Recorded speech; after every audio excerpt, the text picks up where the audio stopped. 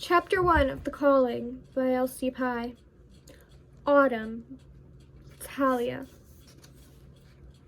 My small cot was tucked under the only window in my room, which meant the light peeked through the window and beamed across my face as dawn approached. I moaned and rolled over, pulling my tattered blanket over my head, which throbbed from another sleepless night. Mother's humming pulled my focus away from my pounding head, as did the smell of her fresh scones. I jumped out of my cot and grabbed a light brown tunic from my dresser, putting it on along with a pair of darker brown pants that I tucked into my boots. Never one to obsess over hair. I finished putting it into a loose braid and walked out of my room. The smell carried me into our kitchen, where I saw Mother placing 3 plates on our narrow wooden table.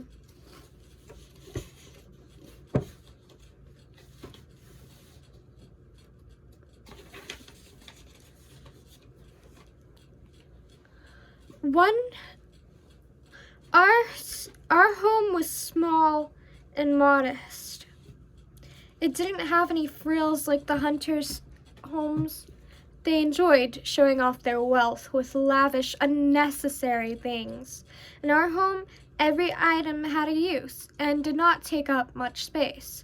As Mother gracefully placed the last plate in my spot, her gaze turned downward, and a small frown appeared.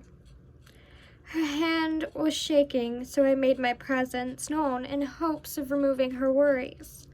I wrapped my arms around her petite waist and kissed her on her cheek, while also trying to steal one of the scones without her noticing. "Talia Caffrey, don't even think about it, not until your father comes back." She kissed me on my forehead and smiled, but the smile didn't reach her eyes. Her mind was elsewhere this morning, most likely on the calling ceremony set for tomorrow. My calling ceremony. "Have you gone to see Jasper yet?" she asked, knowing that I hadn't. "Talia!" Her voice deepened, and she stopped setting the table to furrow her brows at me. "I will today after I'm done in the fields," I said, and then gave her my best apologetic smile. I can't put it off any longer. While grabbing 3 clay cups from the cupboard, I heard Father's heavy footsteps at the back door. "Laurel!" I grabbed turnips and carrots to take over to the Williams after breakfast. The Williams were our closest neighbors and had fallen on hard times this past year. Sarah William lost her husband to an injury at the beginning of the year, leaving her alone with 3 small children, one of whom was sick with a fever. Hopefully his fever has broken by now, but I'll grab some more replenishing tonic from our supplies, Mother said. My parents had been bringing them food and medicine every day because Sarah couldn't afford to pay for either. This had always been the way with my parents, giving generously to those in need, even if those people were the same ones that shunned them. Father came over to kiss the top of my head. He flipped my braid over my shoulder before walking over to Mother. He tried to engulf her in one of his bear hugs, but she ducked under his arms and pointed at the water basin while shooting him one of those looks. Mother was known for her looks. Ask any of her patients. At 5'2", she could be very intimidating when she wanted to be. Father was the exact opposite. At 6'2", with a broad frame, he was more like a big teddy bear. He had the softest heart and was the pushover of the 2. I let out a small laugh as I shook my head and threw my braid behind my back again. These small moments together were my favorite. It's what I would miss the most if I choose to become a hunter. By law, whatever calling I would choose would become my new family. So if I choose anything other than the farmers, then I wouldn't be allowed to live with my parents, nor get to visit them. And I wasn't sure if they could do that to them. My parents struggled for many years to have a child, so I had always been their little miracle, no matter what they said. Me choosing another calling would break their hearts. Obviously, I would sneak around to see them, the same way Jules and I did now. But it wouldn't be easy. And I didn't want to put my parents in a compromising position, especially with my mother being an elder. "How's my little princess this morning?" Father asked, his rich, warm voice filling the room. He knew I disliked that nickname, but he kept calling me by it. A couple of years ago, I tried to persuade him to stop since I was no longer a little girl. I didn't win that argument, however. The thought of not hearing him call me his little princess every morning caused my lungs to tighten. Looks as if you could use some more sleep," he winked at me with a lopsided smile while he reached for 2 scones. "I'm just ready for tomorrow to be over." I cringed at my own words. Concern flashed across their face as they made eye contact with each other. "John, we need to grab some flour in the Pinta before we head over to the Williams. Yesterday I noticed they were running low." "Talia, please clean up the dishes and hang up the washing before you head out." Her hand grazed my shoulder as she stood up and grabbed a basket. They were also dreading what was to come. My parents suspected I would choose the hunters. Mother already made me promise to choose the calling that I wanted to be a part of, and not the one of theirs out of obligation, especially because she was an elder. Mother's position as an elder for the Hillers was rocky at times. It was granted because she was the best healer in Gasmere. That should have been enough, but there were always whispers around the village about whether she was unfit to be an elder because of her choices, including the one where she didn't reside into the healer's quarter. Regardless, at least one healer lived in each quarter anyways, so they could take care of any emergencies for each community. "I'll see you in the fields after we finish up." Father awaited my confirmation. I gave him a nod, but kept my eyes downcast. This might be my last day in the fields, and we both knew it. Since the age of 10, I had spent my time split between learning the ways of the farmers and the healers. I always thought of it as a great privilege to understand 2 callings, but no one else saw it that way. "John, I will leave without you," Mother called from the back door. He stood and stopped behind me, his strong, calloused hand pressed against my shoulder. "Whatever you decide, your mother and I will be here for you." I listened to them both walk out the door. No matter what I choose, it would impact more people than just me.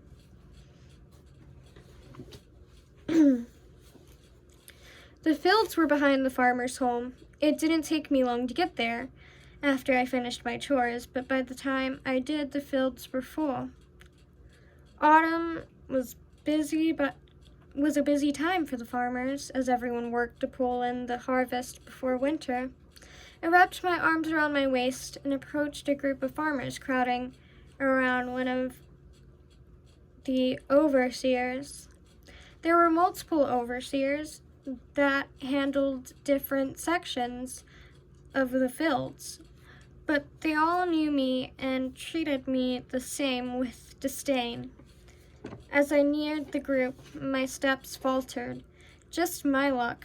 Elder Agatha Martin had decided to grace us with her presence today. She rarely came out to the fields, but whenever she did, I always did my best to ignore her. She never had an issue with showing her distaste for me. Tightening my fists, I continued toward the group. Elder Agatha wasn't the only one in the middle. The elder for the farmers, Derek, was standing close to her side, where he spent the majority of his time. Acting as her guard dog, he glanced in my direction before leaning over to whisper in Elder Agatha's ears. Her eyes instantly found me, accompanied by a sneer. She knew what I came from, but she didn't show any signs of breaking through the group to inform me of where I'd be placed. It didn't matter, though. Once the others noticed my presence, they parted, distancing themselves from me with looks of disgust. "You're late," she snapped as I approached. "There will be consequences for that if you become a farmer." I opened my mouth to apologize, but her sharp voice spoke over me. "Foraging duty," she barked before stomping away. What a surprise. It was a win-win for everybody. I was free to go off on my own, and they wouldn't have to deal with me. I grabbed a basket and quickened my steps toward the forest. Once under the cover of the trees, my body relaxed.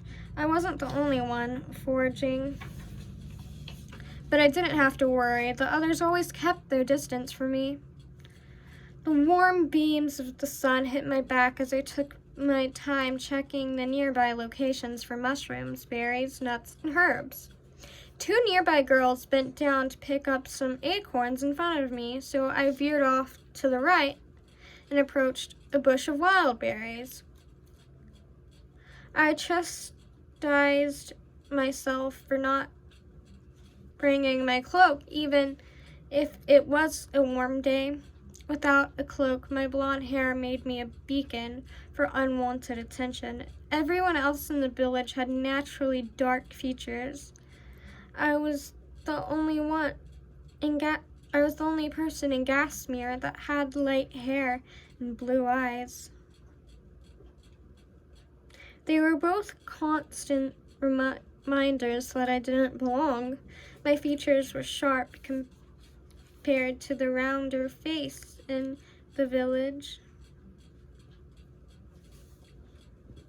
My skin was pale with pink undertone, and my cheeks had a pink tint to them.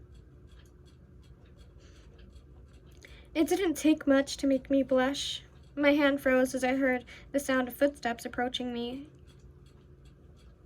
I glanced behind myself to see who it was, and regret instantly followed. Please, not today. Jacob Martin's feet pounded into the forest floors and continued to grow louder as he drew close. I darted away from the bush and hid behind a thick tree, praying he hadn't seen me. I was basically alone, which never boded well for my safety.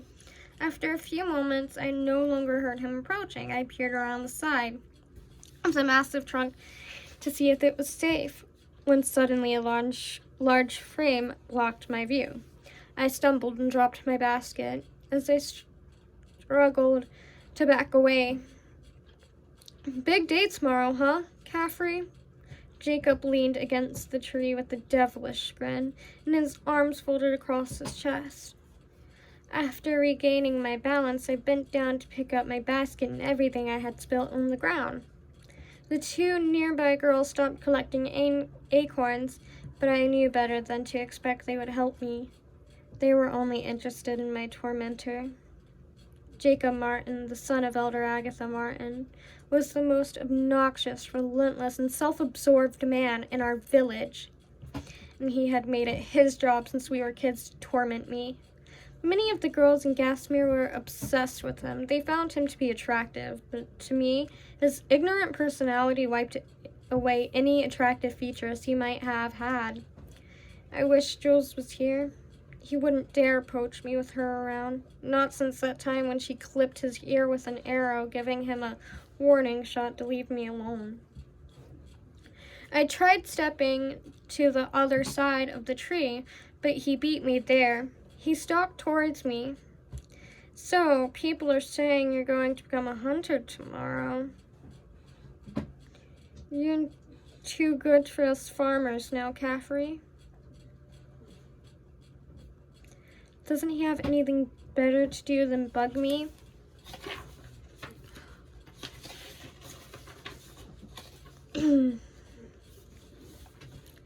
Here's a big reason why I didn't want to choose the farmers. I would choose to be an artist and sing in front of a whole crowd of people just to get far away from him. Which says a lot, because I couldn't sing worth a silver coin. Jacob, why are you out here? I bit out while taking a step back. Aren't you needed in the fields? Don't worry about it. He moved closer so we were eye to eye. A malicious grin came over his tanned face, a friendly warning. If I were you, I wouldn't choose the hunters. They don't take well to outsiders. My anger threatened to boil over, and it dared me to slap that smug expression right off his face. But I wouldn't let him know he got me. I refused to give him that. Good luck tomorrow, Caffrey. He gave me one of his signature winks before he sauntered off. I tightened my grip on the basket. And Jacob didn't bully me physically anymore. He had turned to darker methods, like mental warfare. His life had always been about making mine miserable. As soon as I could no longer see his stupid floppy brown hair or hear his footsteps,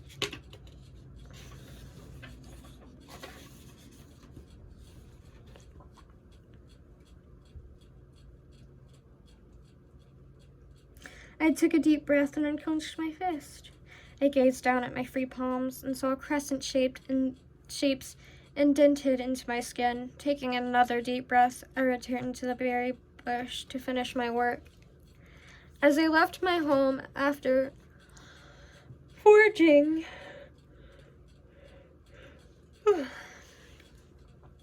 Jacob's words kept running through my mind. My fingers lifted to my right forearm below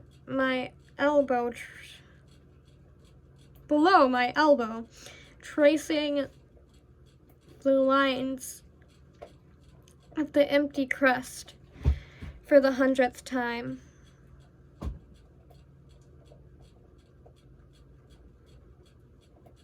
Since it got etched into my skin, a constant reminder of the choice to come. I tried my best to ignore the haunting presence in the year of one's calling. They are branded with a crest that stays empty until the day of their ceremony. Once they choose, the crest is filled with the mark of their calling, forever signifying where they belong. I hated that the empty crest signified having nowhere to belong. The warmth of the midday sun did little to warm that chilling thought as I walked down the dirt road toward the Penta, passing the identical wooden homes with their matching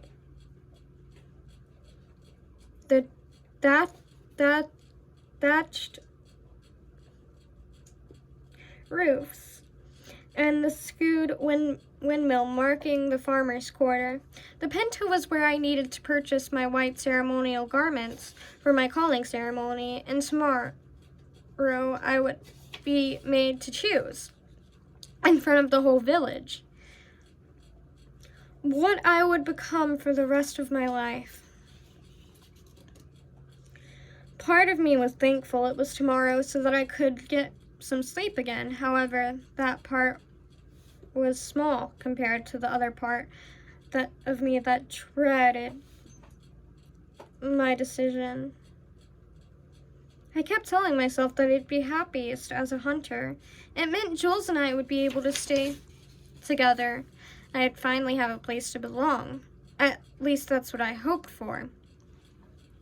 I didn't fully trust that the hunters would accept me, but Jules had a plan for that. She was confident that if we grew my skills as an archer, and if the hunter saw me as an asset, then they would have no choice but to accept me. Hence, why she, the best archer in Gasmere, had been making me practice my bow every day for the past 3 months. So far, the lessons hadn't amounted to much. I exhaled as I stared up at the blue sky, feeling defeated. When I pictured myself in a calling where I wasn't allowed to be with the people I love, I instantly felt sick. I had a hard enough time finding people who accepted and loved me. I wasn't about to give up on them. I passed through the archway into the Penta and walked over to Jasper's stall. Luckily, I made it without running into anyone. The Penta was back to its usual state. The platform used for the calling ceremonies had been taken down, and in its place resided rows of stalls. The Penta was where all the businesses took place in Gasmere, where the different callings would come and sell their goods. Gasmere's only tavern was in the Penta, along with the hall, where the elders would meet. "Good morning, Jasper," I said, fingering the rich silk that he had laid out. He must have been preparing for the harvest festival, because no one would buy such exquisite fabric except maybe the hunters, unless it was a special occasion. And the harvest festival was a special occasion that took place a week after autumn. The autumn calling. "Talia?" Jasper's voice croaked, revealing his age. "I've been waiting for you to visit me." No one has ever waited until the day before their calling to get their garments. Not in all the years I've run this stall. Jasper's thick white eyebrows arched as his crooked fingers wagged at me. He was one of the rare few that didn't seem to hold my abnormalities against me. However, that didn't mean I would share my troubles with him. "You know me, always wanting to add some excitement to my life," I said, hoping that would be enough of an explanation. "Is that why you haven't told anyone what calling you'll be choosing?" "I'm flattered you know me so well," I said while I snatched the white bundle he had placed in front of me and dropped 2 copper coins in his hand. Thanks, Jasper. See you later." I pivoted to leave before he could say anything else. I took a left behind another merchant stall to get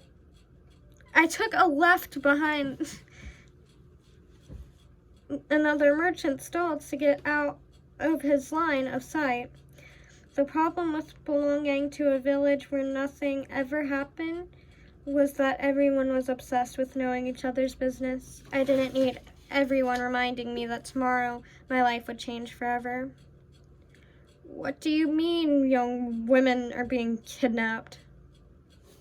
That is the end of Chapter 1 of The Calling by L.C. Pye.